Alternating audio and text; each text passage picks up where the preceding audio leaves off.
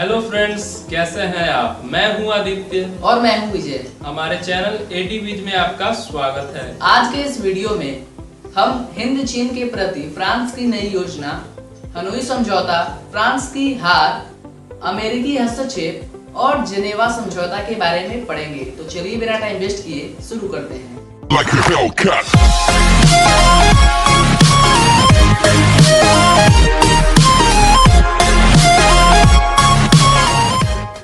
तो आइए पहले हम हिंद चीन के प्रति फ्रांस की नई नीतियों के बारे में देखते हैं। तो दोस्तों, द्वितीय विश्व युद्ध जो कि 1939 ईस्वी से 1945 ईस्वी तक चला था, उसके बाद बहुत सारे देश जैसे कि इंग्लैंड, हॉलैंड, फ्रांस जैसे देश अपने उपनिवेश को फिर से स्थापित करने की कोशिश में लग गए और इसी क्रम में फ्रांस भी हिंद चीन में अपने फिर से उपनिवेश को स्थापित करना चाहता था। तो दोस्तों, इसके लिए उसने कुछ नई योजना बनाई जिसमें उसने नई नई नीतियों को शामिल किया। तो आइए एक एक करके उन नीतियों को पढ़ते हैं। तो दोस्तों, पहली नीति थी कि जो पूरा फ्रांस होगा उसे एक यूनियन में बदल दिया जाएगा। दूसरी नीति थी कि हिंद चीन को फ्रांसीसी यूनियन में एक स्वशासित अंग घोषित कर दिया जाएगा। तीसरी नीति थी कि हिंद चीन के जितने भी राज्य थे और साथ ही कोचिन चीन को हिंद चीन के संरक्षित राज्य और कोचिन चीन को मिलाकर एक संघ का निर्माण किया जाएगा। चौथा पॉइंट है कि दोस्तों, हिंद चीन के विदेश नीति और सेना पर फ्रांस का अधिकार होगा। अब आइए हम हनोई समझौता के बारे में जानते हैं कि ये कैसे हुआ और क्यों हुआ। तो दोस्तों, इसके बाद जब हमने पिछले वीडियो में ये देखा था कि द्वितीय विश्व युद्ध के बाद जब हिंद चीन से जापान अपनी सेना को हटाने लगा, तो फिर फ्रांस ने हिंद चीन में अपना सेना भेजना शुरू कर दिया ताकि फिर से कब्जा कर सके। लेकिन दोस्तों, वहां के जो छापामार लोग थे, यानी कि वियतनाम के जो राष्ट्रवादी थे, क्रांतिकारी थे, उन्होंने इसके विरुद्ध प्रतिक्रिया की, यानी कि वो इसके विरुद्ध युद्ध में लग गए और इसके बाद फ्रांसीसी सेना और वियतनामी क्रांतिकारियों के बीच एक बहुत बड़ा युद्ध हुआ जो कि काफी विनाशकारी था। तो दोस्तों, अंततः 6 मार्च 1946 ईस्वी को एक समझौता हुआ जो कि हनोई नामक जगह पर हुआ था, इसलिए उसका नाम हनोई समझौता पड़ गया। और उसमें कुछ शर्तें लागू की गई, जैसे कि वियतनाम को एक गणराज्य घोषित कर दिया जाएगा और साथ ही ये भी उसमें कहा गया कि जो वियतनाम गणराज्य है वो हिंद चीन के अंतर्गत आएगा और हिंद चीन जो संघ है वो फ्रांसीसी यूनियन के अंतर्गत होगा। तो दोस्तों, इसके बाद हुआ क्या कि फ्रांस हिंद चीन जो संघ था उसका अध्यक्ष स्वयं अपने तरीके से नियुक्त करना चाहता था, जबकि वियतनामी नेता ये चाहते थे कि उस संघ के सभी राज्य स्वतंत्र हो। लेकिन दोस्तों, फ्रांस ने ये बात नहीं मानी। उसने अपनी एक अलग सरकार नियुक्त कर दी जिससे कि हनोई समझौता टूट गया।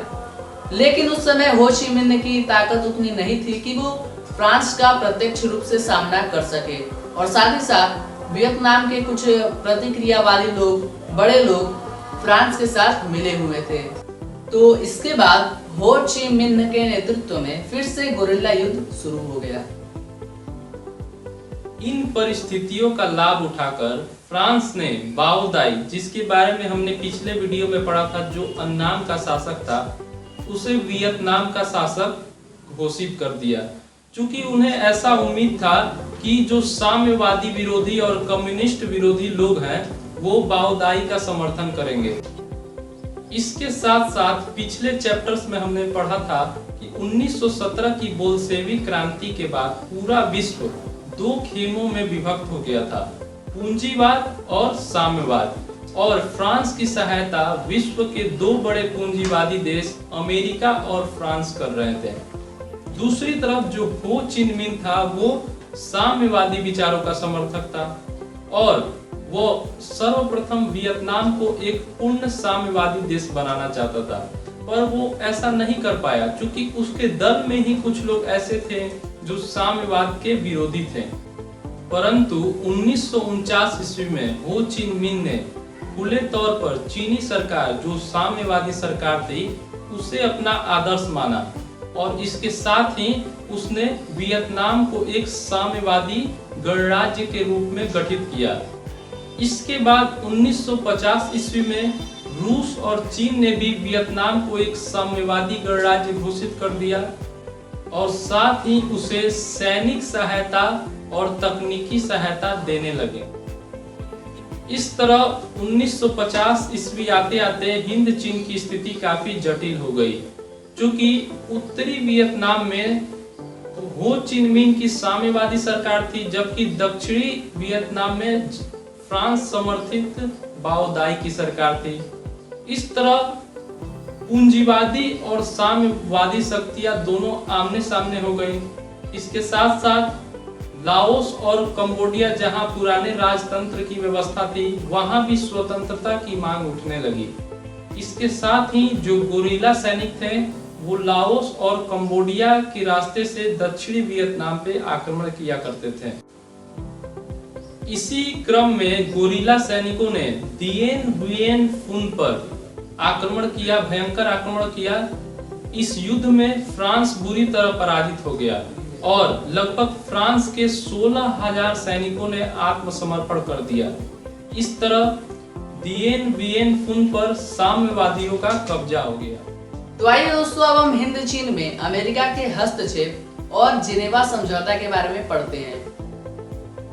तो दोस्तों, हुआ क्या कि अमेरिका जो कि पहले फ्रांस का साथ दे रहा था, अब उसने हस्तक्षेप की नीति अपनाई, यानी कि अब वो हिंद चीन पर कब्जा करना चाहता था। तो दोस्तों, हुआ क्या कि एक तरफ अमेरिका था और दूसरी तरफ वियतनाम, जिसका साथ रूस और चीन जैसे देश दे रहे थे। तो ऐसे में तृतीय विश्व युद्ध की स्थिति उत्पन्न हो रही थी। लेकिन दोस्तों, इससे बचने के लिए 1954 ईस्वी में एक समझौता किया गया जिसका नाम था जिनेवा समझौता। तो दोस्तों, जिनेवा समझौता में ये बात कहा गया कि वियतनाम में, दोस्तों मैं आपको बता दूं कि वियतनाम में एक हनोई नदी है। तो जिनेवा समझौते में ये कहा गया कि हनोई नदी के उत्तर का क्षेत्र साम्यवादियों को दे दिया गया और जो दक्षिण का क्षेत्र था वो अमेरिका समर्थित सरकार, यानी कि अमेरिका की सरकार को दे दिया गया। इसी क्रम में एक आंदोलन तीव्र हो गया जिसका नाम था हुआ हुआ। यह एक बौद्धिक धार्मिक क्रांतिकारी आंदोलन था। इसकी शुरुआत 1939 ईस्वी में हुई थी, जिसके नेता हुइन फू सो थे। यह एक बहुत ही उग्र आंदोलन था। इस आंदोलन में भाग लेने वाले लोग आत्मदाह तक कर लिया करते थे, परंतु इस आंदोलन को नियो दिन दियम ने बड़ी क्रूरता से दबाने का प्रयास किया। इसके साथ साथ जेनेवा समझौता के तहत लाओस और कंबोडिया के शासन प्रणाली में भी कुछ सुधार किए गए। यहाँ पे वैध राजतंत्र, यानी वैसा राजतंत्र जिसका संविधान होता है, उसकी स्थापना की गई। इसके साथ साथ संसदीय शासन प्रणाली को भी अपनाया गया और लाओस और कंबोडिया जैसे देशों को तटस्थ देश माना जाता था, क्योंकि यहाँ पे न ज्यादा पूंजीवाद का प्रभाव था और न ज्यादा साम्यवाद का। परंतु वियतनाम में बढ़ते साम्यवाद के बढ़ते प्रभाव के कारण यहाँ भी साम्यवादियों की संख्या बढ़ने लगी, जिसका अमेरिका कट्टर विरोधी था। इन देशों में अमेरिका के दखल के कारण राजनीति में अस्थिरता पैदा हो गई। तो दोस्तों, ये था हमारा आज का वीडियो। आपको हमारा वीडियो कैसा लगा हमें कमेंट बॉक्स में जरूर बताइए, इससे हमें मोटिवेशन मिलेगा। और साथ ही दोस्तों, अगर आपने हमारे पिछले वीडियोस को नहीं देखा है तो डिस्क्रिप्शन में लिंक दिया हुआ है, वहां पे क्लिक करके आप उसे देख सकते हैं। और भी इसी तरह के वीडियोस देखने के लिए सब्सक्राइब कर दीजिए हमारे चैनल को, और तब तक के लिए बने रहें हमारे साथ।